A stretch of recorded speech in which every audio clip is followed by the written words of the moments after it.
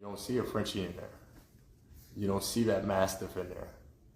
You don't see that Boerboel, right? You don't see any of that. All you see is American Bully. All you see is American Pit Bull Terrier and then American Bully. So where's the Amstaff? Where's the Presa? Where's the Frenchie?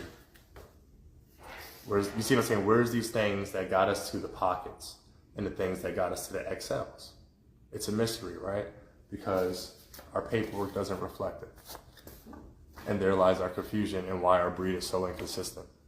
So you have to know what you have in order to make what you want. You see what I'm saying? You gotta look at your materials. I can't build a house and not have the materials to build the house. It's just an idea.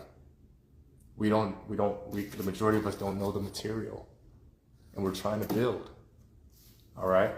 So fast forward for those breeders in the old, right? You could sit here and me personally, like some of the dogs that I had back in the day had a lot of watchdog blood on it, and Chaos and so forth, and Hughesies, and great looking dog, right? But it was a bigger, more of a, it was a working line at the end of the day. It was a working line, but the American Pit Bull Terrier was a working breed. And it wasn't until like, I want to say, I was in Virginia at the time, and I met a guy who bred game style American Pit Bull Terriers.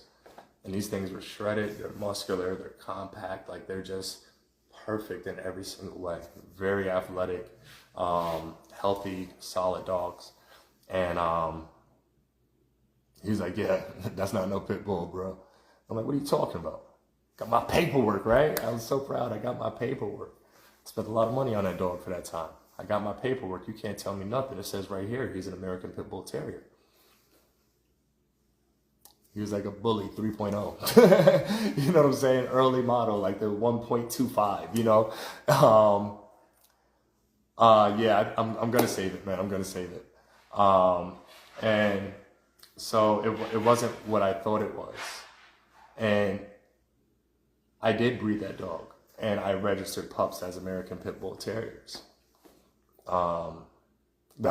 Yeah, so that's exactly what it was. But so here's the thing, right? So if I'm David Schumann, right? If I'm going to create a new breed, and there's nothing wrong for people out there, there's nothing wrong with creating a new breed. Just don't call it something it's not, because then you ruin the integrity of that other breed and you ruin the integrity of the breed that you're trying to create.